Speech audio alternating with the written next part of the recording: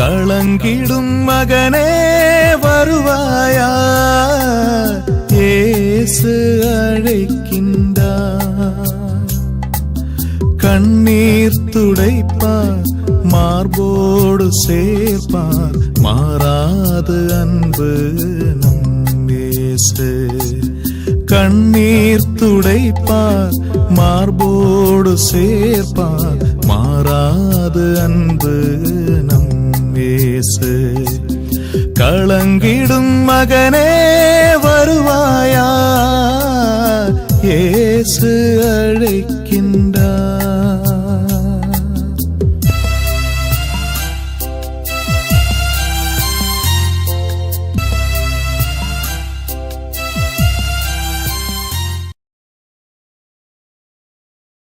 இயேசு கிறிஸ்துக்குள் பிரியமானவர்களே, ஆண்டவராய் இயேசு கிறிஸ்துவின் பரிசுத்தமுள்ள திருப்பெயரிலே நல்வாழ்த்துக்கள்.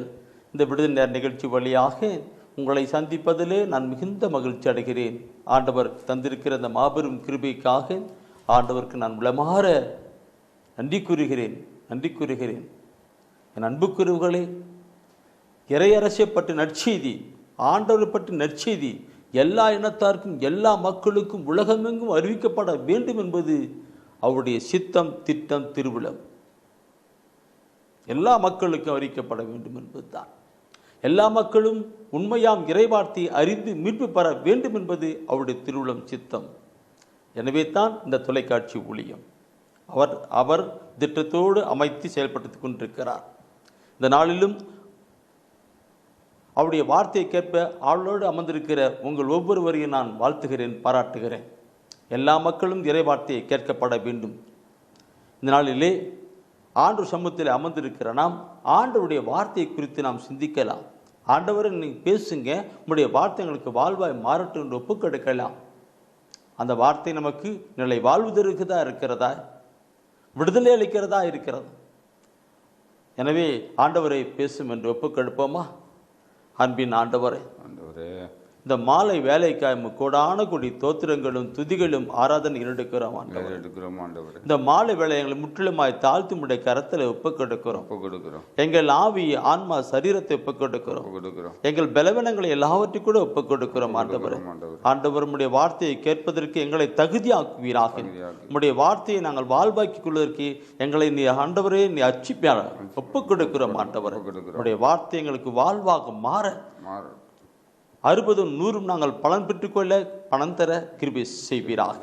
இயேசு கிறிஸ்துவின் மூலம் பிதாவே, ஆமென். பிரியமானவர்களே, இந்த ஜெப வேளையிலே தூய ஆவியானவர் உணர்த்துகின்ற வார்த்தை தான் உங்களோடு கூட நான் பகிர்ந்து கொண்டிருக்கிறேன். அவருடைய துணை இல்லாமல் நாம் எதுவுமே செய்ய முடியாது. என்றும் எப்பொழுது உங்களோடு கூட இருக்கும்படி மற்றொரு துணையான அந்த பரிசுத்தாவுடைய வல்லமை வந்த பின் தான் திருத்தூர்களை எல்லாம் செய்தார்கள். அதே போல தூய ஆவியானவர் உணர்த்துகின்ற காரியங்களை இப்பொழுது நாம் பார்க்கிறோம். இப்பொழுது தூய ஆவியானவர் உணர்த்தின ஒரு செய்தி தான் இறைவனின் ஒளியும் வழியும். இறைவனின் ஒளியும் வழியும் என்கிற ஒரு செய்தி. என் அன்புக்குரியவர்களே, இந்த இறைவனின் ஒளியும் வழி என்று பார்க்கிற பொழுது மோசேவை கடவுள் அழைக்கிறார். எங்கே? ஒரு முட்புதரிலே பார்க்கிறோம். முட்புதர் எரிந்து கொண்டிருக்கிறது. அங்கே இருந்து மோசே மோசே என்ற ஒரு அழைப்பு சத்தம் வருகிறது. பார்க்கணும். அந்த ஒளியை, அந்த நெருப்பின் ஒளியை பார்த்தவுடனே, அந்த வெளிச்சத்தை பார்த்தவுடனே மோசே அங்கே போகிறார். போகிற உடனே அங்கே ஆண்டவராய் கடவுள் பேசுகிறார். மோசே மோசே என்று அவரோடு கூட பேசி திட்டங்களை கொடுக்கிறார். இன்றும் அன்புக்குரியவர்களே, ஆண்டுடைய பிரசன்னம் அப்படியாகவே இருக்கின்றது. நான் சில நாட்களுக்கு முன்பாக அமர்ந்து கொண்டு ஜெபித்துக் கொண்டிருந்தேன். ஜெபித்துக் கொண்டிருக்கிற பொழுது ஒரு சின்ன தரிசனத்தை நான் பார்த்தேன். அது என்னவென்று பார்ப்போம் என்றால், பிரியமானவர்களே, ஒரு வயது முதிர்ந்த ஒருவர் என்னை கைப்பிடித்து கூட்டிக் கொண்டு போய் கொண்டிருக்கிறார். தம்பி வா, கூட்டி போயிட்டுக்கிட்டார். வயது முதிர்னா அவர் தான். அவர் கூட்டி கொண்டு போய் கொண்டிருக்கிறார். வா, உனக்கு காட்டுறேன்னு. அவர் கையில் இருந்த ஒரு விளக்கை எடுத்து, லேம்பை எடுத்து என் கையிலே கொடுத்தார். வயது பிடிச்சு கொடுன்னு கொடுத்தார். சரி நானும் பிடிச்சிக்கிட்டேன். அவர் என் கையை பிடிச்சிருக்கிறார், நான் லேம்பை பிடிச்சிக்கிட்டு அப்படியே போயிட்டுருக்குறோம். போயிட்டு அவர் ஒவ்வொரு இடத்தையும் காட்டினார். ஒவ்வொரு இடத்துல போயிட்டு ஒரு கதவை தட்டி கதவை திறந்தாங்க. திறந்து பார்த்தானாக்கே அங்கே இருட்டறைத்தான். அங்கே இதெல்லாம் பாரு, நம்ம அந்த இருட்டில் போயிட்டுருக்கணும். அங்கே பார்த்தனாக்கே பாவமான வாழ்க்கை, மக்கள் எல்லாம் வாலிப பிள்ளைகள் எல்லாம் உட்காந்து பயங்கரமான தவறான வாழ்க்கை வாழ்ந்துக்கிட்டு இருக்கிறாங்க. பார்த்தியா அந்த பெரியவர், பார்த்தியான்னு சொல்லிட்டு சரி சரி அப்போ திருப்பி வந்தார். வா இன்னொரு இடத்த கூட்டி போய் காட்டுறேன்னு சொல்லிட்டு வேற ஒரு இடத்துக்கு கூட்டி போனார். அங்கே போகிற பொழுது அந்த ஒரு இடத்தை திருப்பி காட்டினார். பார்க்குற பொழுது அங்கே எல்லாரும் அந்த மது பாட்டிலையெல்லாம் வைத்து கொண்டு அப்படியே குடிச்சுக்கிட்டு வேதனமாக வேகம் மொழி கொண்டிருக்கிறார்கள். காட்டுறார். பார்த்தியா காட்டினார். சரி இன்னும் அது சொல்லிட்டு சரி வா முன் காட்டுறேன்னு சொல்லிட்டு இன்னொரு இடத்துக்கு கூட்டி போனார். அப்படி கூட்டி போகும்போது அங்கே விபச்சாரத்திலே வாழ்கிற பிள்ளைகள், வாலிப பிள்ளைகள் எல்லாம் ஆபாச உடை அணிந்து கொண்டு வெடிக்கொண்டு அவதி காட்டினார். பத்தியா இந்த இரவிலே, இந்த இரவு நேரத்திலே நடக்கிற நிகழ்வை பார்த்தியான்ட்டு அப்படி காட்டினார். என் கண்களுக்குள் மிகுந்த நிலை உண்டானது. எனக்கு அப்படியே காட்டினா என்ன பண்ணிருக்கேன், அப்படி கைவிட்டு அந்த விளக்கு என் கையில் தான் இருந்தது. ஆனால் அதெல்லாம் காட்டிட்டு இதெல்லாம் பார்த்துட்டு என்ன பண்ணுறதுன்னு சொல்லிட்டு அவர் டக்குன்னு மறைஞ்சிட்டார். நான் அப்போ தான் பார்த்து பார்த்தேன், என் ஆண்டவரே என்னை கொண்டு வந்தார் என்று.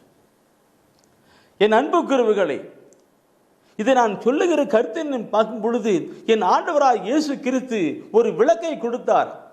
அந்த விளக்கு தான் இந்த இறைவார்த்தை என்கிற விளக்கு. இந்த இறைவார்த்தை என்கிற விளக்கிலே நான் பார்க்கிற பொழுது மனிதன் செய்கின்ற ஒவ்வொரு காரியங்களும் எனக்கு தெரிகின்றது. மனிதன் செய்கின்ற ஒவ்வொரு காரியங்களும் செய்கின்றது, அவருடைய அக்கிரமம் செய்கின்றது, அநியாயம் செய்கின்றது. இறைவார்த்தை என்கிற வெளிச்சத்திலே பார்க்கிற பொழுது மிக மிக மிக மிக இருக்கும். அந்த தரிசனம் முடிந்தது நாளிலிருந்து நான் பாரத்தோடு கூட நான் படிக்கிற பொழுதெல்லாம், இறைவசன வார்த்தை படிக்கிற பொழுதும் அந்த வெளிச்சத்திலே மக்களை பார்த்து கொண்டே இருப்பேன். என் அன்புக்குறவுகளே, இறைவனின் ஒளியும் வழியும் என்று பார்க்கிற பொழுது அது மாத்திரமல்ல என் அன்புக்குறவுகளே, இந்த ஒளியும் வழியும் வந்து குரல் ஒளி கூட இருக்கிறது. அன்று மோசேவிடம் வெளிச்சம் இருந்தது, அங்கே குரல் ஒளி வந்தது. அந்த குரல் வெளிச்சம் வந்தது, அதோடு கூட குரல் ஒளி வந்தது. அப்போ இது ஒளியும் ஒளியுமாய் இருக்கின்றது. வெளிச்சம், குரல் ஒளி, சத்தம், குரல் ஒளி, சத்தம். அதே நேரத்தில் தெய்வீக பிரசன்னம் அது வெளிச்சமாக இருக்கின்றது. தெய்வீக பிரசன்னம் அது வெளிச்சமாக இருக்கின்றது. இப்படியாக நம்மை வழிநடத்துகிறவர் தான் நம்முடைய ஆண்டவர். ஒளியிலும் வள்ளியிலுமா செயல்படுத்துகின்றவர் தான். எனவே தான் நாம் பார்க்கிற பொழுது ஆண்டவராக இயேசு கிறிஸ்து, வார்த்தை மனு உருவாக வந்த இயேசு கிறிஸ்து, அவர் சொல்லுகிறார், யோவான் 14ஆம் அத்தியாயத்திலே 6ஆம் வசனம் பார்க்கிற பொழுது அவர் சொல்லுவார், வழியும் உண்மையும் வாழ்வும் நானே என்று சொல்லுவார். வழியும் உண்மையும் வாழ்வும் நான் என்று சொல்லுவார். ஆம் பிரியமானவர்களே, ஆண்டவராக இயேசு கிறிஸ்துவினுடைய காரியங்களை பார்க்கணும். அந்த வழிகாட்டுதலை, அந்த இறைவசன வார்த்தை வழிகாட்டுதலை நான் பார்க்கணும். Praise the Lord. நானும் ஒரு காலத்திலே இப்படித்தான் வாழ்ந்து கொண்டிருந்தேன். ஆனால் என் ஆண்டவர் என்னிடம் ஒரு விளக்கை கொடுத்து, லேம்பை கொடுத்து, கையை பிடிச்சி ஒவ்வொன்றும் காட்டி வந்து இனி பார் எப்படி இருக்குன்னு காட்டினார். இந்த உலகத்திலே இருள், பாவ இருள் கவி கொண்டிருக்கின்றது. காட்டிக்கிட்டே இருக்கிற இறைவசன வார்த்தை பாரு.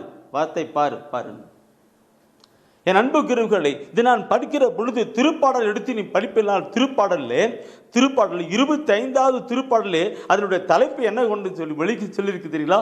வழிகாட்டும் பாதுகாக்குமாறு வேண்டல். வழிகாட்டி பாதுகாக்குமாறு வேண்டல். அங்க திருப்பாடல் ஆசிரியர் அப்படி சொல்லி கொண்டார், வழிகாட்டி பாதுகாக்குமாறு வேண்டல். இந்த நாட்களிலே நாம் பொல்லாத வழியிலே போகாதபடி ஒரு பரிசுத்தமான வழியிலே கடந்து போவதற்கு இந்த தெய்வீக திருவழியும் தான். வழிகாட்டி பாதுகாத்து காக்குமாறு வேண்டல் சொல்லிட்டு அந்த வெளியில் கொண்டு வராரு.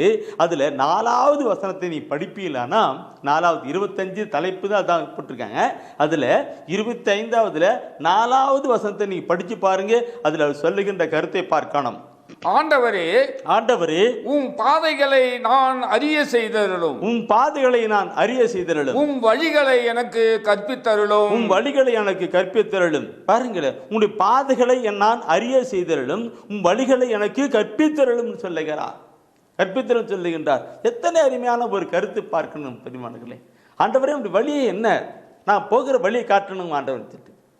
விளக்கை பிடிச்சுக்கிட்டு போகிறத வழிதான் இறைவசன வார்த்தை என்கிற விளக்கை பிடித்துக்கிட்டு ஆண்டவரே நான் போகிறேன், சத்தம் கொடுங்க, உடைய வார்த்தை வார்த்தை ஒளி, வார்த்தை ஒளி, இந்த ஒளி இரண்டு வழிக்கு நடைபெற்று கொண்டு போய்கிட்டு தான் அங்கே திருப்பாடல் ஆசிரியர் சொல்லுகின்ற ஒரு கருத்து அருமையான ஒரு கருத்தாக இருக்கும்.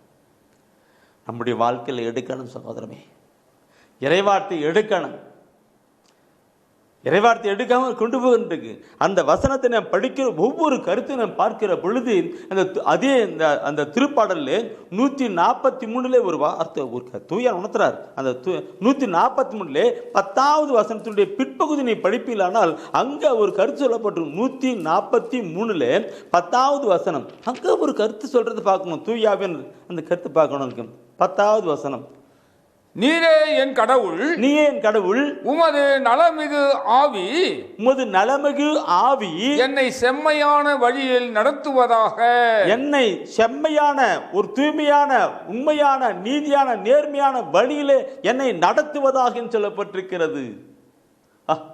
என்ன கருத்து பார்க்கணும் பிரியமானவர்களே. நம்மை கடவுள் ஒரு நல்ல வழியிலே பரிசுத்தமான வழியில் நடத்தப்பட வேண்டும் சொல்லுகிறேன். அன்புக்குரியவர்களே, இந்த கருத்தை நாம் பார்க்கிற பொழுது விவிலியத்தின் படிகள் ஒவ்வொன்றும் நாம் கண்டு வரலாம். ஒவ்வொன்று கண்டிருக்கும். இந்த கருத்தை நாம் பார்க்கிற பொழுது திருப்பாடல் ஆசிரியர் பயங்கரமான ஒரு கருத்தை சொல்லிக் கொண்டிருப்பார். திருப்பாடல் தான் இறைவசன வார்த்தையை நாம் எடுத்து படித்து நாம் சிந்திக்க நாம் போகிற பாதையை காட்டி நமக்கு வழிநடத்தி, மகனே நீ போகிற பாதை தவறு, திரும்பு, மனம் திரும்பு.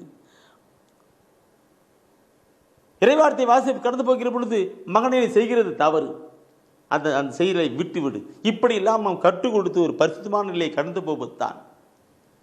அவர் நம்மோடு கூட பேசி நடக்கிறது தான் ஒளி, வழி, ஒலி, சத்தம். இறைவார்த்தை என்கிற ஒளி விளக்கு, சத்தம் காதிலே கொடுக்கிற சத்தம் ஒளி, அவர் காட்டுகின்ற வழி நடத்தணும். திருப்பாடல இந்த வசனத்தை எடுக்கிற பொழுது தயவுசெய்து திருப்பாடலே 32வது திருப்பாடல், அதாவது திருப்பாடல் 32வது திருப்பாடலை பார்க்கும்போது அவர் தன் பாவத்துக்காக மனவருந்துகின்ற ஒரு திருப்பாடல் தான். அந்த திருப்பாடலே அந்த 8வது வசனத்திலே அவர் சொல்லுகின்ற பாவத்துக்காக மனவருந்தி மண்டாடிய பின் அவர் சொல்லுகின்ற ஒரு வார்த்தையை பாருங்கள். நான் உனக்கு அறிவு புகட்டுவேன், நான் உனக்கு அறிவு புகட்டுவேன். நீ நடக்க வேண்டிய வழியை உனக்கு காட்டுவேன். உன்னை கண்ணோக்கி உனக்கு அறிவு கூறுவேன். பாருங்க, இன்றைக்கு அப்படியே மண்டாட்டு விட்டாரு. அடுத்தது ஆண்டவர் அவர் கூப்பிடுறார். ஆண்டவர் சொல்றாரு, நான் உனக்கு அறிவு புகட்டுவேன். என்ன அறிவு?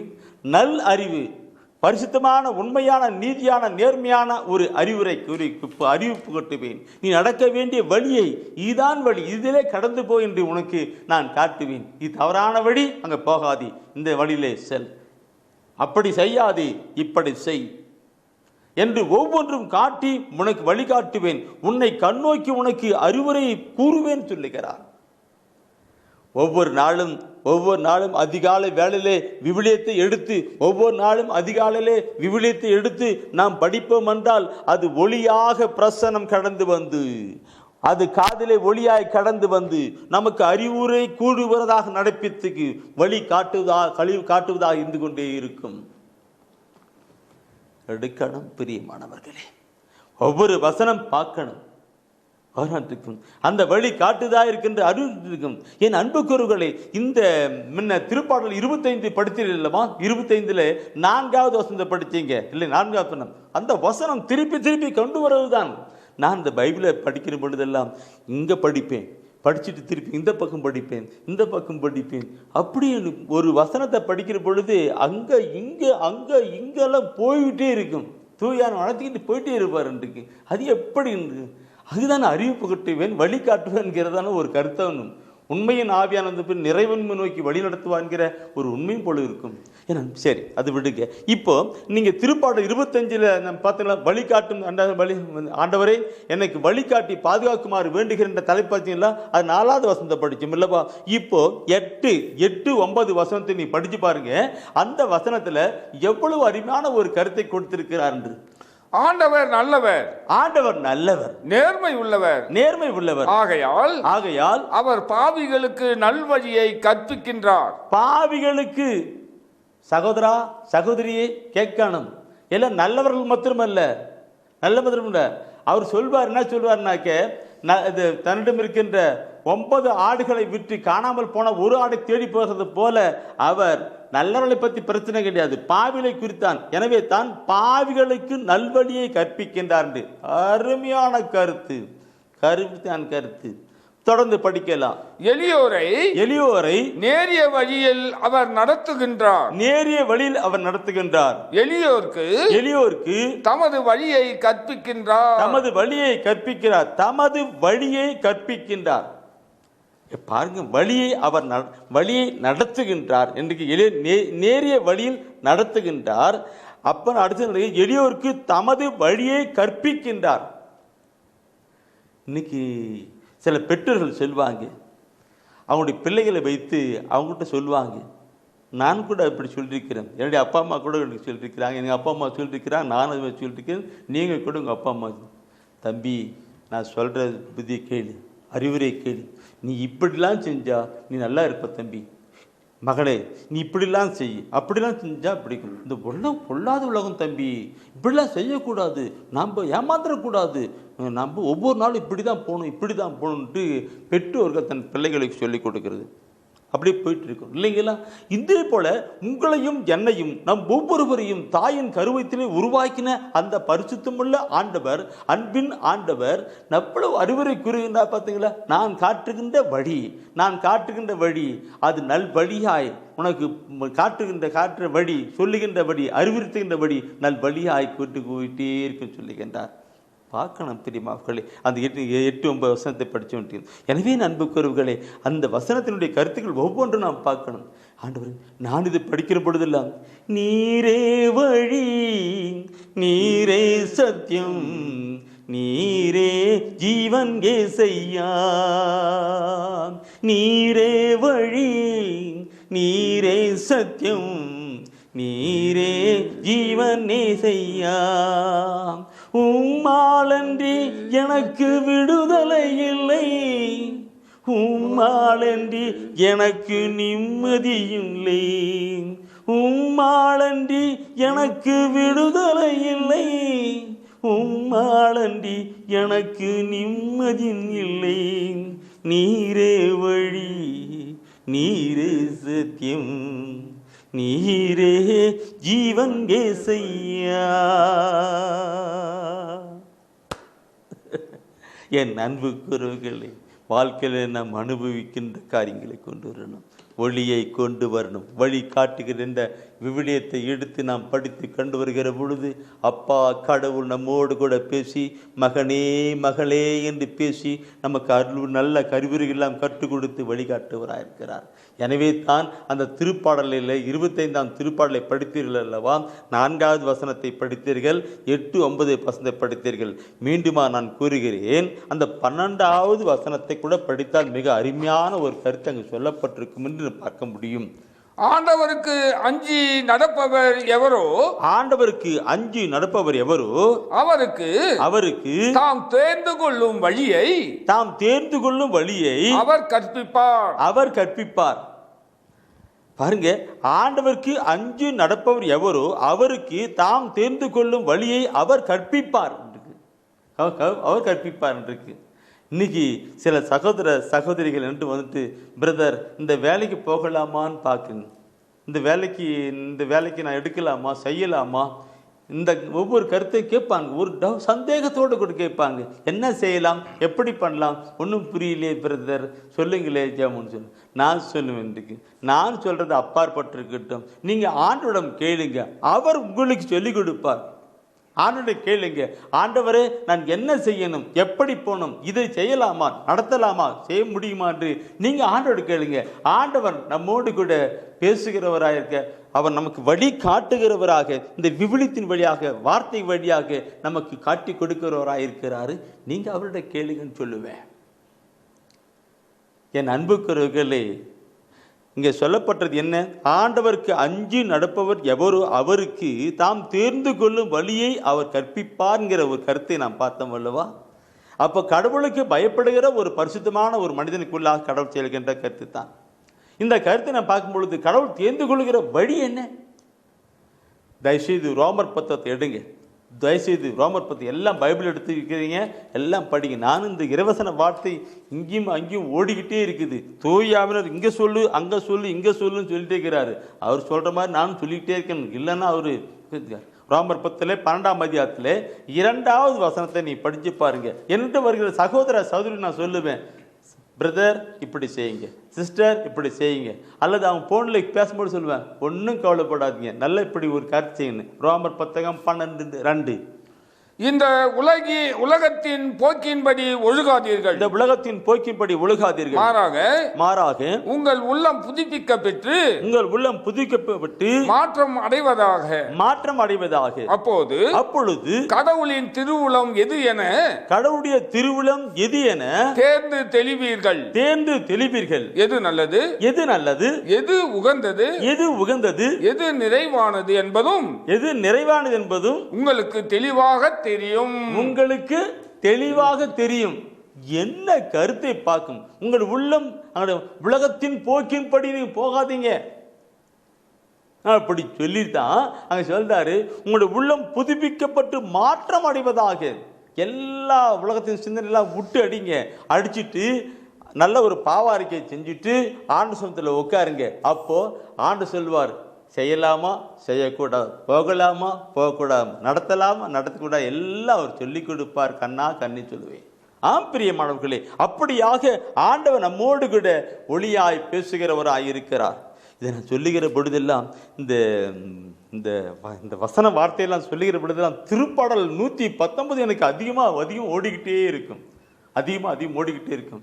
ஏன்னா திருப்பாடல் ஆசிரியர் இந்த இறைவசன வார்த்தை பற்றி அந்த இடத்துல 119வது திருப்பாடல நிறைய ஒளி வழி அறிவு ஆற்றல் எத்தனமோ சொல்லி கொடுத்துட்டு இருப்பார்.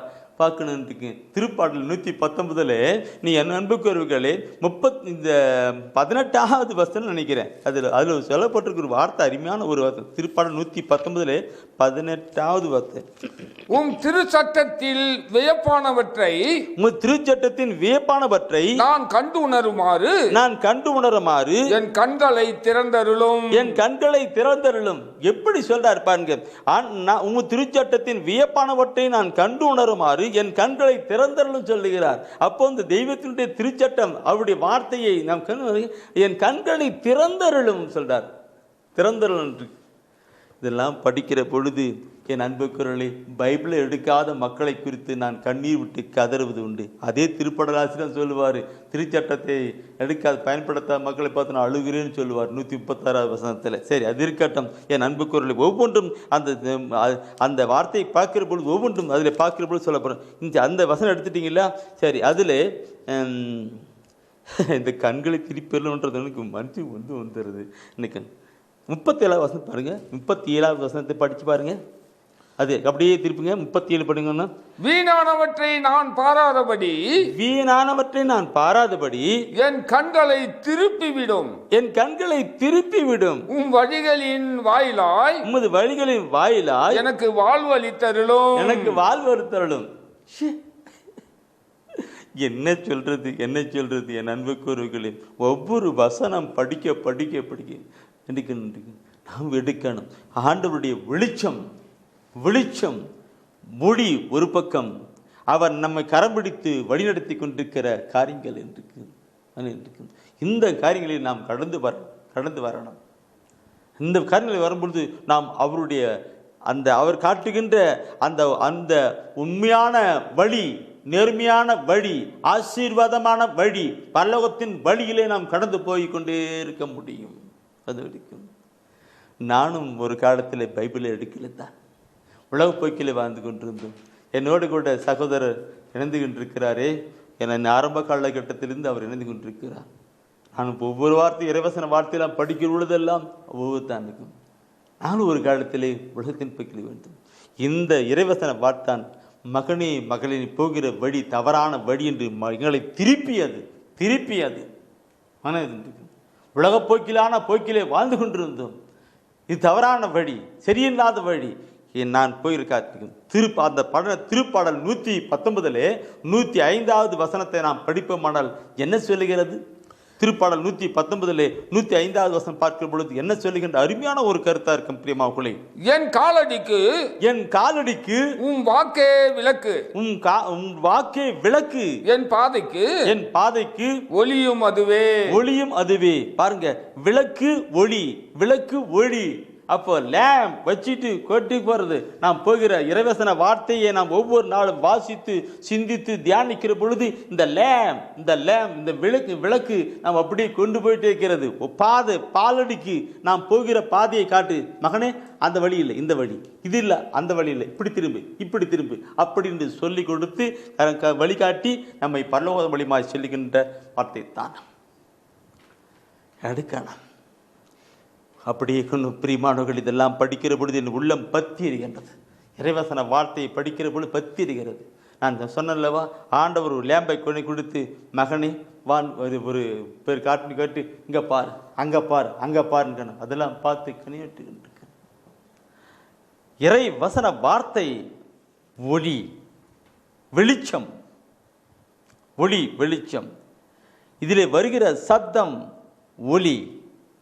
இந்த இரண்டுமே தான் நம்மை வழிநடத்தி கொண்டிருக்கிறதா இருக்கிறது. வெளிச்சம், காதிலே ஒலிக்கின்ற ஒளி, இறைவசன வார்த்தை ஒளி. இந்த இரண்டுமே நம்மை வழிநடத்துகின்றதா இருக்கிறது.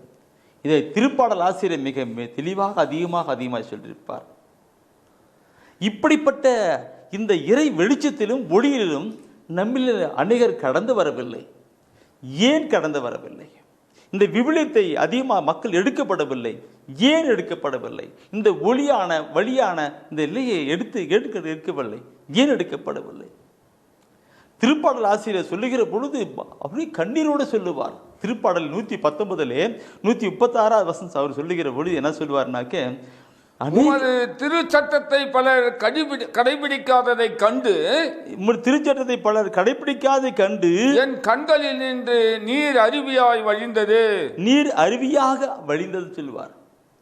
பார்க்கணும் பிரியமாக்களே, அவர் ஏன் அப்படிப்பட்ட உள் உணர்வோடு கூட சொல்லுகிறார் பாருங்கள். இதை நானும் சொல்லிக் கொண்டிருக்கிறேன், அவரோடு கூட நானும் இணைந்து செஞ்சுட்டு இருக்கிறேன். எடுக்கணும் பிரியமானவர்களே இறைவசன வார்த்தை. அப்பொழுதுதான் நாம் போகிற பாதையை ஆண்டவர் காட்டி, மகனை இந்த வழியிலே போ, இப்படி போ, இது பிசாசின் வழி, இது ஆண்டவருடைய வழி, இது கெட்ட தீமையான வழி, இது பரிசுத்தமான வழி என்று ஆண்டவர் தானே இந்த விவிலியத்தின் வழியாக நம்ம காட்டி காட்டி காட்டி காட்டி ஒவ்வொரு நாளும் படிக்க படிக்க படிக்க காலடிக்கு வெளிச்சும் ஒளியும் தீர்வமாக இருக்கிற மாதிரி காட்டி நம்ம நடத்தி கொண்டே இருப்பார். நான் சொல்லுகிற பொழுது என் அன்புக்குரியவர்களே, இந்த ஒளி என்று சொல்லுகிற பொழுது நீதிமொழி புத்தகத்தை எடுத்து படித்து பாருங்கள். அதில் சொல்லப்படும் கொடுக்கின்ற அறிவொளி கட்டளை எப்படி என்றது சொல்லப்பாரு. நீதிமொழி புத்தகத்தில் 6ஆம் அதிகாரத்தில் 23வது வசனம் நினைக்கிறேன். நீதிமொழி புத்தகம் 6ஆம் அதிகாரத்தில் 23வது வசனம். கட்டளை என்பது ஒரு விளக்கு, கட்டளை என்பது ஒரு விளக்கு, அறிவுரை என்பது ஒரு ஒளி, கண்டித்தலும் தண்டித்தலும் நல்வாழ்வுக்கு வழி. நம்ம அப்படி காட்டின இப்படி வசனம் பண்ணுங்க. கட்டளை என்பது விளக்கு, கட்டளை என்பது விளக்கு, அறிவுரை என்பது ஒளி, அறிவு என்பது ஒளி. அது கண்டித்தலும் தண்டித்தலும் நல்வாழ்வுக்கு வழிகாட்டுவதுமாய் இருக்கின்றது. இந்த வார்த்தைகளை மக்கள் எடுக்கல. ஏன் எடுக்கல? எதுக்கு எடுக்கல? எல்லாத்துக்கும் பைபிளில் ஆண்டவர் சொல்லிக் கொடுக்கிறது தான். அவர் சொல்லப்படாத ஒரு வார்த்தையும் இல்லை. தயவுசெய்து நான் ஒரு நாள் இப்படி பைபிள் படிச்சிருக்கும் பொழுது எனக்கு அப்படியே ஒரு மாதிரி ஆகி போச்சுக்கும். எபேசிய திருமுகத்தை எடுத்து படித்தேன். எனக்கும் அந்த எபேசிய திருமுகத்தில் 5ஆம் அதிகாரத்தில் 13வது வசனம் நினைக்கிறேன். 5ல் 13வது வசனம் நான் எடுக்கிறேன். எபேசியில் 5ல் 13வது வசனம் ஒரு கருத்து சொல்லப்பட்டிருக்கும். அவர்கள் செய்வதை சொல் படிங்க. அவர்கள் செய்வதையெல்லாம் குற்றமென, அவர்கள் செய்வது எல்லாம் குற்றமென ஒளியானது எடுத்து காட்டும் போது, ஒளியானது எடுத்து காட்டும் போது அவற்றின் உண்மை நிலை வெளியாகிறது. உண்மை நிலை வெளியாகிறது. உண்மை நிலை வெளியாகிறது என்று, உண்மை நிலை வெளியாகிறது என்று இன்னைக்கு பார்க்கணும். உண்மை நிலை வெளியாகிறது. அவங்கெல்லாம் செய்யறதில் தப்புன்றதை வெளி காட்டுக்கிட்டு இருக்கு.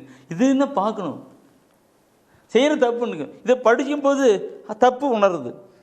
நான் அடிக்கடி இந்த தருமபுரி கார்மல் தியானாசிரமத்தில் அந்த இறைவசன வார்த்தை நற்செய்தி பகிர்ந்து கொடுக்கும் போது, தியானத்தை கொடுக்கும்போது, செய்தி கொடுக்கும்போது, இறை வார்த்தை எனக்கு ஒரு முகம் பார்க்குற ஒரு கண்ணாடின்னு சொல்லி கொடுப்பேன்.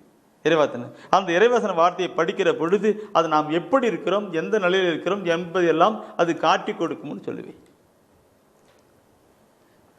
இன்னைக்கு அந்த நிலையை நம்ம எப்படி காக்க முடியல, எந்த நிலையை பார்க்க இருக்கும். எடுத்து இந்த இறைவசன வார்த்தையை பார்த்தனாக்க அது நம்ம இங்கே எப்படி மறைவா செஞ்சிருக்கிற தப்பு தவறம் எல்லாம் குற்றம் எல்லாம் சொல்லி காட்டும் அல்லவா எடுக்கணும். இந்த கருத்தினை பார்க்கும்போது என் அன்புக்குரியவர்களே, யோவான் பயங்கரமான ஒரு கருத்து சொல்லியிருப்பார். யோவான் இந்த கருத்தை பயங்கர சொல்லிட்டு இருப்பார். ஏன் மக்கள் விரும்ப மாட்டாங்க, இறைவசன வார்த்தையை கேட்க மாட்டான்னு சொல்லி அப்படி கருத்து சொல்லிட்டு இருப்பார். ஆனால் அது ஒரு கருத்து சொல்லி தருங்க. யோவான்ல 3ஆம் அதிகாரத்தை எடுத்து பார்த்தீங்கன்னாக்க, யோவான் 3ஆம் அதிகாரம் எல்லாம் இறைவசன வார்த்தைக்கு நம்ம எல்லாம் பைபிள் எடுத்துட்டு இருக்கிறீங்க, எல்லாம் எழுதுறீங்க, குறிக்கிறீங்க.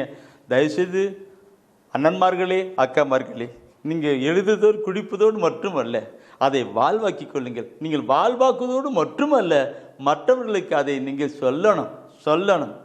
சொல்லுவது ஒரு நற்செய்தி பணி. நற்செய்தி சொல்லுவது பணி. யாரா தெரியாது இருக்கிறார்களோ அவர்களுக்கு இதெல்லாம் நீ சொல்லுங்க, நல்வழி கொண்டு வாங்க. அது ஒரு நற்செய்தி அறிவிப்பு பணி. ஏதோ நீ டைரியிலெல்லாம் எழுதுறீங்க, அது குறிக்கிறீங்க, அதோடு நிறுத்திவிடக்கூடாது. நீங்கள் அது யோவான் சொல்வார்களா, நாங்கள் கண்ணால் கண்டதை காதால் கேட்டதை தொட்டு உணர்ந்ததை நாங்கள் உங்களுக்கு அறிவிக்கிறோம் என்று சொல்றாங்க அல்லவா. அதே போல நீங்கள் கேட்டதை, நீங்கள் உள் அடக்கியதை, நீ வாழ்வாக்கி கொண்டதை மற்றவர்களுக்கு சொல்லுங்க. அவர்களும் ஒளியின் பாதையிலே கடந்து வரணும். அப்பதான் இறையரசு வளரும், திருச்சபை கட்டி எழுப்பப்படுகின்ற ஒரு நிலையும் உண்டாகி கொண்டிருக்கும். சரி, யோவான்ல எடுத்துக்கிட்டீங்கன்னா நினைக்கிறேன், யோவான்ல 3ஆம் அதிகாரத்திலே 19-20 வசனத்தின் ஒரு அந்த கருத்தை தான் அங்கே நான் பார்க்கிறோம். யோவான் 3ஆம் அதிகாரத்திலே 19-20 வசனம் படிக்கலாம். ஒளி உலகிற்கு வந்திருந்தும் தம் செயல்கள் தீயனவாய் இருந்ததால் மனிதர் ஒளியை விட இருளையே விரும்புகின்றனர். இதில்தான் அவர்களுக்கு எதிரான தண்டனை தீர்ப்பு அடங்கியுள்ளது. தீங்கு செய்யும் அனைவரும் ஒளியை வெறுக்கின்றனர். தங்கள் தீச்செயல்கள் வெளியாகிவிடும் என அஞ்சி, தன்னுடைய தீச்செயல்கள் பாவத்தின் செயல்கள் வெளியாகிவிடும் என்று அறிந்து அஞ்சி அவர்கள் ஒளியினம் வருவதில்லை. நண்பர் அருமையா படிச்சாரு, நீங்களும் விரல வச்சு அப்படி படிச்சீங்க. என்ன பிரதர் சொல்லுது, ஏன் சொல்லுது, ஏன் பைபிள் எடுக்கல, இறைவசன வார்த்தை கொண்டு வரல, வார்த்தை மனு உருவான இயேசுவிடம் ஏன் வரல, வார்த்தை மனு உருவான இயேசுவிடம் ஏன் வரல? பாவத்தின் காரியங்கள் அங்கே இருக்கிறது, அக்கிரமத்தின் காரியங்கள் இருக்கிறது, அதெல்லாம் கொண்டு வந்ததாக தெரிஞ்சிடும் இல்லை, எப்படி போட்டுக்கும். அதனால வருதிலிருந்து பயங்கரமாக சொல்லிக் கொடுக்கிறார் பாருங்க. என் அன்புக்குள்ளே நம்முடைய வாழ்க்கையை கொஞ்சம் சிந்தித்து பார்க்கணும். இதை நான் அப்படியே கொண்டு போகும்போது என் அன்புக்குள்ளே அதை படிக்க தெரிஞ்சுக்கணும் விட்டுடுங்க. நான் சொல்றது இறைவசன வார்த்தையை வாசிக்க, சிந்திக்க, தியானிக்க கடந்து வந்த நீங்கள் ஒவ்வொரு நாளும் இறைவசன வார்த்தையை வாசிக்கிற பொழுது ஆண்டவர் நம்மோடு கூட பேசுகிறவராயிருக்கிறார். என் தெய்வம் இயேசு என்னோடு பேசுவார், எனக்கு சந்தோஷமே. அப்படி பைபிள் படிக்கும்போது என் தெய்வம் இயேசு என்னோடு பேசுவார், எனக்கு சந்தோஷமே. ஆண்டவர் அருள்வாக்கு, ஆண்டவரின் அருள்வாக்கு என்னோடு கூட பேசுவார். இனிப்பன்னு பார்க்கணும். இந்த வசனம், அந்த அருள்வாக்கு என்னோடு கூட பேசுவார்னு சொல்லுகிற பொழுது ஏசியா புத்தகத்தினர் ஒரு வசனம் நினைக்கு வருகிறது. ஏசியா புத்தகத்திலே படிக்கலாம். 30ஆம் அதிகாரத்திலே 21வது வசனம். ஏசியா 30:21. நீங்கள் வலப்புறமோ இடப்புறமோ எப்பக்கம் சென்றாலும், நீங்கள் வலப்புறமோ இடப்புறமோ எப்பக்கம் சென்றாலும் இதுதான் வழி, இதுதான் வழி, இதில் நடந்து செல்லுங்கள் என்னும் வார்த்தை, இதில் நடந்து செல்லுங்கள் என்ற வார்த்தை பின்னிருந்து உங்கள் செவிகளில் ஒலிக்கும். உங்கள் செவிகளில் ஒலிக்கும். என் அன்புக்குரியவர்களே, பார்க்கணும், நீங்கள் வலப்புறமோ இடப்புறமோ எப்பக்கம் சென்றாலும் இதுதான், இப்படி போகக்கூடாது, இப்படி போகக்கூடாது, இது இல்லை, இது அப்படின்ட்டு உங்களை இதுதான் வழி, இதில் நடந்து செல்லும் என்னும் வார்த்தை உங்கள் காதுகள் அப்படியே ஒலிக்கும்.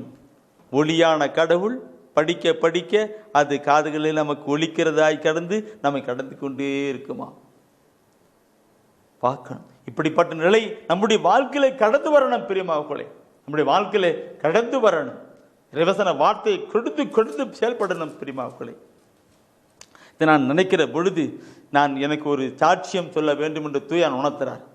ஒரு சகோதரனுடைய வாழ்க்கை, ஒரு சகோதரன் சகோதரியுடைய குடும்பத்தாருடைய வாழ்க்கை தான் நினைக்கிறேன். என் அன்புக்குரியவர்களே, அவர்கள் அந்த சகோதரன் அவனுடைய உற்றார், அதாவது அவனுடைய உறவினர்கள் எல்லாம் இவனை ஒரு விதத்தில் பகைத்து தள்ளிவிட்டார்கள். அப்பா அம்மா கூட அந்த நிலையிலே போய்விட்டார்கள். ஏன்னா இவன் ஆண்டவருக்குள் வந்திருக்கிறது அவங்களுக்கு மற்றவங்களுக்கு யாருக்கும் பிடிக்கல. சரின்ட்டு ஒரு நாள் இந்த ஆலோசனை கேட்டேன்ட்டு, தம்பி புள்ள பயக்கலாம், உன்னை நின்று கலப்படாது, கடவுள் உன்னை வழி நடத்துவார், உன்னை வழி நடத்துவார், நீ அவரை பற்றிக்கிடு. உலகம் விருத்து பேசலாம், காரணமின்றி பார்க்கலாம், ஆனாலும் உன்னை அழைத்த கடவுள் உன்னை வழி நடத்துவார், உன்னை வழி நடத்துவார். அந்த வழி ஆசீர்வாதமான வழியாக இருக்கும். அதனால் ஒவ்வொரு நாளும் பைபிளை படி, ஆண்டவரை என்னை ஒப்பு கொடுக்கிறேன், நீங்கள் வழி நடத்துங்க ஆண்டவரே சொல்லி ஒப்பு கொடுத்து கடந்து போ, அப்போ உன் வழிநடத்தி பார்க்கணும். என் அன்புக்குரியவர்களே, அந்த கணவனும் மனைவி 2 பேரும் அந்த சொன்னாங்க, பைபிள் படித்தாங்க. அப்படியே கொஞ்சம் காலம் கடந்து போனது. ஆண்டவர் அவங்களை உயர்த்தினார், எல்லா விதமான ஆசீர்வாதத்தால் உயர்த்தினார். குழந்தைகள் மற்றும் செல்வாக்கு, தொழில் எல்லா நிலையிலும் ஆசீர்வதித்து விடுனார்கள். யாரெல்லாம் இவரை வீழ்த்து பகைத்தார்களோ அத்தனை பேருமே அவரிடம் வந்தார்கள். உதாரணத்துக்கு பார்த்தனா யோசேப்பு இல்லைவா? யோசேப்பு, அதே கதைத்தான் அங்கே நடந்தது. என் அன்புக்குரியவர்களே, இன்று அந்த சகோதரன் ஆசீர்வாதமான ஒரு வாழ்க்கை. எப்போ பாரு பைபிள் தான், கணவனும் மனைவி பைபிட்டு கொண்டு பைபிள் படித்து ஆண்டவரே சொல்லுங்க வழி நடத்துங்கன்னு சொல்லி போயிட்டே இருப்பாங்க. தவறாமல் ஆலயத்துக்கு போவார்கள், திருப்பலியிலே பங்கு பெறுவார்கள், நல்ல பாவசெய்தம் செய்வார்கள். அப்படியே ஆண்டவருக்குள் வாழ்ந்து ஆண்டவருக்குள் வளர அவர்கள் போய்கிட்டே இருந்தார்கள், ஆசீர்வதிக்கப்பட்டார்கள்.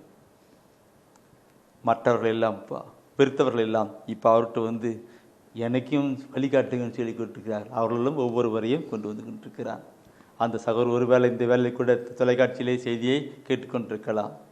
பிரியமானவர்களை, நாம் பார்க்கணும், ஆண்டவர் அந்த ஏசாயாவில் சொல்லுகிறது, நீங்கள் வலப்புறமோ இடப்புறமோ எப்பக்கம் சென்றாலும் இதுதான் வழி என்று குரலை ஒளி கேட்டுக்கொண்டே இருக்கும், நீங்கள் அந்த பரிசுத்தமான வழியிலே போய்கொண்டே இருப்பீங்கன்னு சொல்லி கொண்டிருக்கிறார்.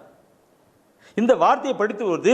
அதே ஏசாயாவில் தயவு செய்து 29ஆம் அதிகாரத்தில் எடுங்க. 30 படிச்சிங்க இல்லவா? இப்போ 29ல் 24வது வசனத்தை எடுத்து படித்து பாருங்க. அதிலே அவர் சொல்லுகின்ற வார்த்தை அருமையான ஒரு வார்த்தையா இருக்கும். தவறு இழைக்கும் சிந்தை கொண்டோர் உணர்வடைவர், முறுமுறுப்போர் அறிவுரையை ஏற்றுக்கொள்வர். பார்த்தீங்களே, இது நல்லா பார்க்கணும். அறிவுரையை ஏற்றுக்கொள்வாங்க. இந்த தயவுசெய்து மீண்டும் ஒரு வாட்டி படிக்கல. தவறு இழைக்கும் சிந்தை கொண்டோர் உணர்வதில்லை, உணர்வடைவர், முறுமுறுப்போர் அறிவுரையை ஏற்றுக்கொள்வர். இதுதான் இந்த நாளிலே நடந்து கொண்டிருக்கிறது. என் அன்புக்குரியவர்களே, நம்முடைய வாழ்க்கையிலே, நம்முடைய சமூகத்தில், நம்முடைய காரியங்களை பார்க்கணும். நம்முடைய சமூகத்திலே பார்க்கணும் இருக்கு. இன்னைக்கு இந்த நிலையை நம்முடைய சமூகத்திலே எப்படி செயல்பட்டு நடப்பித்து கொண்டிருக்கிறது பார்க்கணும். இறைவசன வார்த்தையை கொடுக்கணும். அதன் மகத்துவ காரியங்களை வெளிச்சத்தை கொண்டு வரணும். இருளிலே வெளிச்சத்தை கொண்டு வரணும். இருளில் வாழ்கிற மக்கள், பாவத்தின் இருளிலே வாழ்கிற மக்கள் மத்தியிலே ஒளியை கொண்டு வரணும். அறியாவின் இருளிலே வாழ்கிற மக்கள் மத்தியிலே வெளிச்சத்தை, ஒளியை கொண்டு வரணும். பலவிதமான தவறான பழக்க வழக்கங்களை வாழ்கிற கவலை, கண்ணீர், துக்கம், வேதனை என்கிற பிரச்சனையை வாழ்கின்ற அந்த இருளில் வாழ்கிற மக்கள் மத்தியிலே அந்த ஒளியை கொண்டு வரணும். அந்த ஒளியை கண்டு மக்கள் எல்லாம் அந்த விழித்திலே கடந்து வரணும், பார்க்கணும். எனவே தான் அந்த ஏசியா இந்த திருப்பாடல் ஆசிரியர் சொல்லுவதோடு மட்டுமல்ல, அங்கே திருப்பாடல் 119 சொல்லுவது மட்டுமல்ல, அந்த பிரிவை புனித அந்த இறைவாக்கின ஏசியா மிக தெளிவாக சொல்லி கொண்டிருப்பார். ஏசியாவில் மீண்டுமாக 41ஆம் அதிகாரத்திலே, ஏசியாவில் 41ஆம் அதிகாரத்திலே 13வது வசனத்தை நீ படிப்பிலாம், அங்கே ஒரு கருத்து நாம் பார்க்க முடியும். 41:13 நானே உன் கடவுளாகிய ஆண்டவர், நானே உன் கடவுளாகிய ஆண்டவர், உன் வலக்கையை பற்றி பிடித்து, உன் வலக்கையை பற்றி பிடித்து, அஞ்சாதே அஞ்சாதே, உனக்கு துணையாய் இருப்பேன் என்று, உனக்கு துணையாய் இருப்பேன் என்று உன்னிடம் சொல்பவரும் நானே. வசனத்தை படிக்கும்போது என்ன சொல்றீங்க? நானே எடுத்துக்கிட்டு நானே உன் கடவுளாகிய ஆண்டவர். இப்படி உன் வலக்கையை பற்றி பிடித்து, அஞ்சாதே உனக்கு துணையாய் இருப்பேன் என்று உன்னிடம் சொல்பவரும் நானே. இந்த வசனத்தை படிக்கிற பொழுது எப்படி இருக்கு சகோதரமே?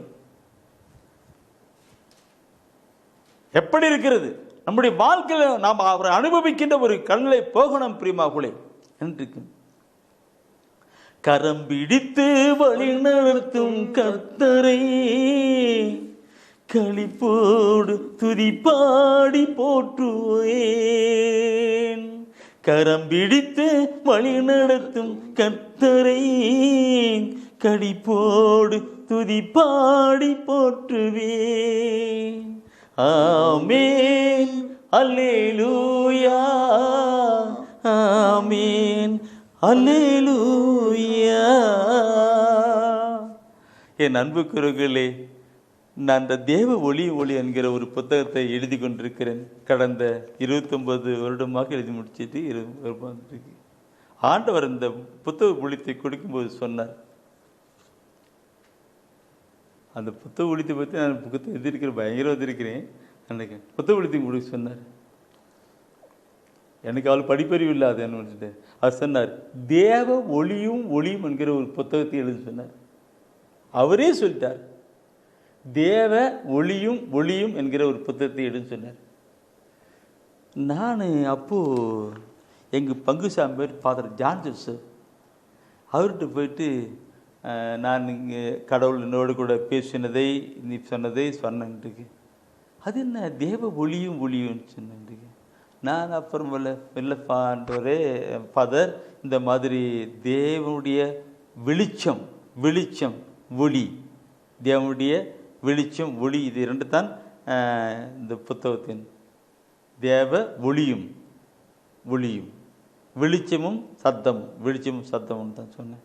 அப்படியா மறைக்கட்டுன்னு சொல்லிட்டு ஓகே செய்யுங்க சொல்லிட்டு ரொம்ப உற்சாகப்படுத்தினார். ஏன் அன்புக்குரியவர்களே, இந்த கருத்தை உண்மையும் ஒளியும் என்று பார்க்கும் பொழுது அந்த திருப்பாடல் ஆசிரியர் நான் அவர் சொல்லுவதற்கு திருப்பாடலை எடுத்துக்கிட்டான். திருப்பாடலே 43வது திருப்பாடலே 3வது வசனத்தை எடுத்து படித்து பார்க்கலாம். 43 3வது வசனம், உம் ஒளியையும் உண்மையையும் அனுப்பியருளும். அவை என்னை வழிநடத்தி உமது திருமலைக்கு உமது உறைவிடத்திற்கும் கொண்டு போய் சேர்க்கும். நான் அந்த ஃபாதர்கிட்ட பேசும்போது, ஃபாதர் அநேக ஆத்துமாக்களை ஆண்ட பக்கம் கொண்டு போவதற்கு தேவ ஒளியும் தான் ஃபாதர் சொன்னேன். அவர் உண்மையாகவே எனக்கு ரொம்ப, நான் அவர் மறக்க முடியாது, அவர் ரொம்ப ஹெல்ப் பண்ணார். அவர் அப்படி சொல்லி இப்போ சேலம் மறை மாவட்டத்தில் இருக்கிறார். அவர் சொல்லி என்ன எனக்கு வழிநடத்தினான். என் அன்புக்குரியவர்களே, இன்றும் அநேக ஆத்துமாக்களை இந்த இறைவசன வார்த்தை சென்று அவங்க போயிட்டே இருக்கின்றது. உண்மையும் அனுப்பியர்கள் இருக்கு இந்த தேவன் என்றிருக்கு. அவை என்னை வழிநடத்தி உமது திருமலைக்கு உமது உறைவிடத்திற்கும் என்னை வழிநடத்தி கொண்டு அந்த பரலோக ராஜ்யத்துக்கு இறை அரசுக்குள் கொண்டு போகட்டும் என்று தான் சொல்லப்பட்டிருக்கிற கருத்து. எந்த கருத்தையும் பார்க்கணும் பெரியமாக்களே. என்றைக்கும் இந்த ஒவ்வொரு கருத்தையும் நான் பார்க்கிற பொழுது என் அன்புக்குரியவர்களே, கடவுள் எப்படி வழிநடத்தி கொண்டிருக்கிறார் என்று praise the Lord. Praise the Lord. திருப்பாடல் தயவுசெய்து திருப்பாடலை 25வது திருப்பாடல் நேற்றுக்கு தினத்தில் அந்த 25ஆம் திருப்பாடல் இப்போ கடைசி திருப்பும் கொண்டு வரலாம் நான் விரும்புகிறேன். திருப்பாடல் 25 4வது வசனத்தை, ஏன்னா முன்ன அந்த வசனத்தை நான் படித்தேன்.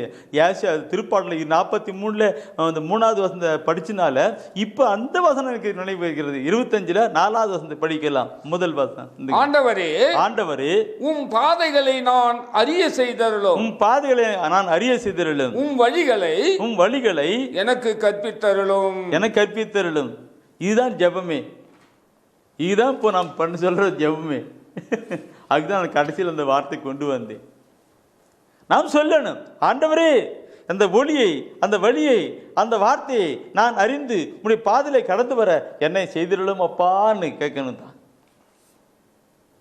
ஒப்பு கிடைக்கலாம் பெரியமாக்களே, ஒப்பு கிடைக்கலாம். அப்படியே கண்களை மூடுவோமா? கேட்டிருக்கிற ஒவ்வொரு இறைவசனத்தை வார்த்தையும் உள்ளடக்கி கொண்டு வாங்க. அது ஒளியின் பிரசன்னமாய் இருக்கிறது. உங்கள் காதிலே ஒலிக்கின்ற ஒளியாய் இருக்கிறது. உங்களை வழிநடத்துகிற பாதையாய் அமைகிறது. ஒப்பு கிடைக்கலாம். ஒளியாம் இறையே வாராய், எளியோர் நெஞ்சம் தனிலே, ஒளியாம் இறையே வாராய், அருளே பொங்கும் அமலா, இருளை போக்க வாராய், அருளே பொங்கும் அமலா, இருளை போக்க வாராய், குறையை நீக்கும் நிமலா, நிறையை வளர்க்க வாராய், ஒளியே எழிலே வருக, ஒளியே எழிலே வருக, ஒளியாமிரையே வாராய், எளியோர் நெஞ்சம் தனிலே, ஒளியாம் இறையே வாராய். கண்களை மூடுவோம், கரங்களை கூப்புவோம், நாம் ஜெபிப்போம். நானே உலகின் ஒளி என்று சொன்ன ஆண்டவர் இதோ இந்த நாளிலே ஒளியும் வழியும் நானே என்று சொல்லி இதோ ஒவ்வொருவரையும் ஆண்டவரே நீர் அழைத்திருக்கிற சுவாமி, அதற்காக உமக்கு நன்றி செலுத்துகிறோம் ஆண்டவரே. ஆண்டவரே இதோ இந்த நாளிலே இந்த இறை செய்தியை கேட்டுக்கொண்டிருக்கிற ஒவ்வொருவரையும் நீர் ஆசீர்வதிப்பீராக ஆண்டவரே. அவர்கள் பாதைக்கு நீரே ஒளியும் வழியுமாக இருந்து ஆண்டவரை வழி நடத்த முடியாது ஜெபிக்கிறேன் ஆண்டவரே. ஆண்டவரே இதோ இருளான தீமையான செய்தி, தீமையான வழிகாட்டுதலில் இருக்கிற எல்லாரையும் நீர் ஆசீர்வதிப்பீராக ஆண்டவரே. ஆண்டவரே தீமையை அகற்றி ஆண்டவரே அவர்களுக்கு ஒளியும் வழியுமாக இருக்க முடியாது நான் ஜெபிக்கிறேன் ஆண்டவரே. ஆண்டவரே இதோ உங்களுடைய பாதைக்கு ஒளியும் வழியும் நானே என்று சொன்னீர் ஆண்டவரே. அப்படியாக எல்லோருக்கும் வழியும் ஒளியுமாக இருந்து வழி நடத்த முடியாது நான் ஜெபிக்கிறேன் ஆண்டவரே. ஆசீர்வதியும் ஆண்டவரே. இதை கேட்டுக்கொண்டு இருக்கிற ஒவ்வொருவரும் ஆசீர்வதிப்பீராக ஆண்டவரே. நோய் உள்ளவர்களை குணமாக்க முடியாது ஜெபிக்கிறேன் ஆண்டவரே. கடன் பிரச்சனையை மாற்ற முடியாது ஜெபிக்கிறேன் ஆண்டவரே. தொழிலே வளர்ச்சியை கொடுக்க முடியாது நான் ஜெபிக்கிறேன் ஆண்டவரே. இந்த உலகத்தில் இருக்கிற எல்லா இருளையும் அகற்றி ஆண்டவரே ஒளியாக நீர் மாற்ற முடியாது நான் ஒப்புக் கொடுக்கிறேன் ஆண்டவரே. ஆசீர்வதியும் ஆண்டவரே, வழி நடத்தும். எங்கள் அருமை இயேசுவின் அற்புத நாமத்தில் ஜெபிக்கிறேன் நல்ல பிதாவே, ஆமென். அரியே வாழ்க ஆண்டவரும் உடனே, பெண்களிலே நீர் பேரு பெற்றீரும் மகனும் வாழியவே. பரிசுத்த மரியாயே எங்கள் பரமனின் தாயாரே, பாவிகள் எங்களுக்காய் பரமனை மன்றாடும். இப்போதும் நீர் மன்றாடும், எப்போதும் நீர் மன்றாடும். தீமைகள் நெருங்கையிலே பரமனை மன்றாடும். மரணம் வருகையிலே எம்மை தாங்கும் அம்மா.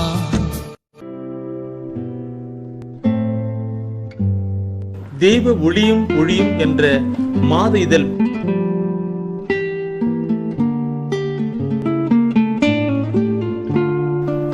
எமது டிவைனைட் ஊழியத்தின் வழியாக வெளியிடப்படும் தெய்வ ஒளியும் ஒளியும் என்ற மாத இதழ் பெற வேண்டும் என்றால் சரியான முகவரியை அனுப்புங்கள். புத்தகங்கள் அனுப்பி வைக்கின்றோம். எங்கள் ஊழியங்களுக்காக ஜீவியுங்கள். ஆண்டவர் உணர்த்துகின்ற காணிக்கையால் தாங்க.